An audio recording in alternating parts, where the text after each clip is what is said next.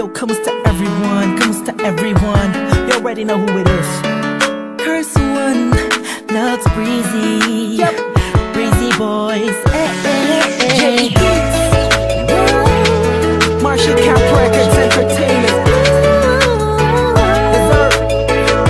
Nabihag ng part 2. Rock criminal. I was one night, ako'y nasa isang tabi session kasama ang mga Breezy boys, may konting conversation. Kamusta Don? Kamusta Blake? Kamusta Lux? Kamusta Snake? Masaya ako't magkakasama tayo ngayon. Pero paabot mo na ng stick ng Marlboro na pula, mali puti pala.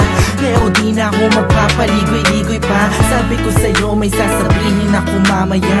Ako'y nahihiya, huwag na lang kaya aaminin o ililihim. Kaso mukhang di mo talaga ako papatulugin. Ang kulit-kulit mo, sabi mo di ka rin makakatulog pag ito sinabi ko sa'yo. Pero paano ko ba sisimulan? Ako'y talaga kinakabahan. Buti na lamang kahit na papanaway nakahanap ako ng paraan. Malamang ikay maguluhan pag sinabi ko sa'yo mahal na kita, ako ay napihat. Kahit anong gawin ko upang maalis lang sa isipan ko kung gano'n ka kabait sa akin. Sa tingin ko'y may kakaibang namamagitan sa atin. Ikaw ang sigaw, tindig ng puso ko.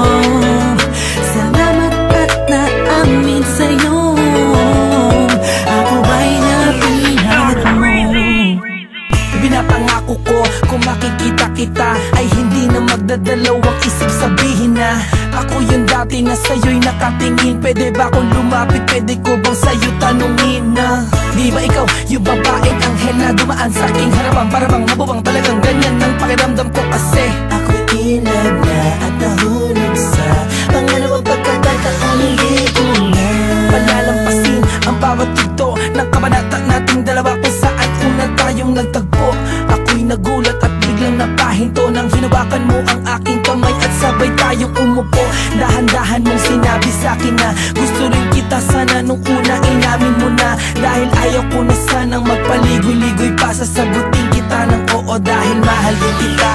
Kahit anong gawin ko upang maalis lang sa isipan ko kung gano'n ka kabait sa akin. Sa tingin ko'y may kakaibang namamagitan sa atin. Ikaw ang sigaw, tintig ng puso ko.